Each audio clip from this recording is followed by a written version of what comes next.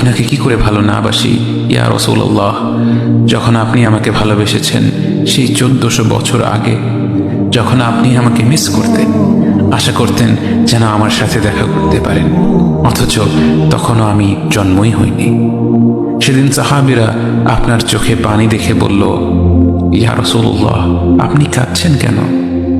আপনি বললেন, আমার ভাইদের খুব দেখতে ইচ্ছে করছে।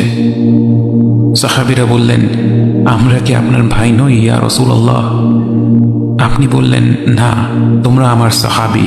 আমার ভাই হলো তারা যারা আমার পরে আসবে এবং আমাকে কখনো না দেখেও তারা আমাকে বিশ্বাস করবে।